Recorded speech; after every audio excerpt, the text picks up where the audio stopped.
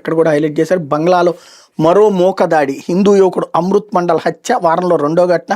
ఇటీవల దీపు చంద్రదాస్ దారుణ హత్య, ఉద్రిక్త పరిస్థితులు, పోలీసుల మోహరింపు, ఎన్నికల అవామీ లీగ్ పోటీపై నిషేధం, 17 ఏళ్ల తర్వాత బంగ్లాకి తిరిగి వచ్చిన ఖలీదా జియా కుమారుడు తారిక్ రెహమాన్ అన్నటువంటి వార్తని ఇక్కడ హైలైట్ చేశారు.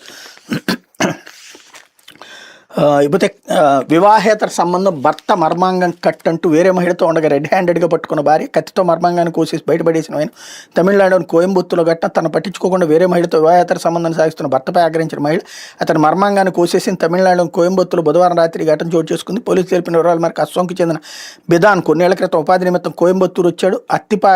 పాళయంలోని రెసిడెన్షియల్ భవన సముదాయంలో ప్లంబర్గా పనిచేస్తున్నారు. అతనికి భార్య జిండి 36 ఏళ్ళు, కుమార్తె ఉన్నారు. వాళ్ళిద్దరూ అస్సోంలోనే నివసిస్తున్నారు.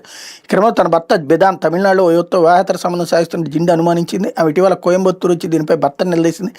అయితే తనకు ఎలాంటి అక్రమ సంబంధాలు లేవని బిధాన్ బుకాయించాడు. అయినా అనుమానం తీరక జిండి కోయంబత్తూరులో నుండి భర్తతో కలిసి పనికి వెళ్తోంది. 4 రోజుల క్రితం భార్య జిండి పనికి వెళ్ళగా బిధాన్ తన ఇంటికి ఓ మహిళను తీసుకొచ్చాడు. ఆ సమయంలో వాళ్ళిద్దరిని జిండి రెడ్ హ్యాండెడ్గా పట్టుకుంది. ఈ నేపథ్యంలో బుధవారం రాత్రి బిధాన్ ఫూటుగా మద్యం దాగి ఇంట్లో నిద్రపోతున్న సమయంలో భార్య కత్తితో అతని మర్మాంగాన్ని కోసి బయటపడేసింది. బిధాన్ తీవ్ర బాధతో కేకలు పెట్టగా చుట్టుపక్కల వాళ్ళు వచ్చి అతని ప్రభుత్వ ఆసుపత్రి తరలించారు. ప్రస్తుతం జదాన్ పరిస్థితి విషమంగా ఉందని వైద్యులు తెలిపారు. పోలీసులు కేసు నమోదు చేసి జిండిని అరెస్ట్ చేశారన్నటువంటిది హైలైట్ చేశారు. ఇది దినపత్రికలో.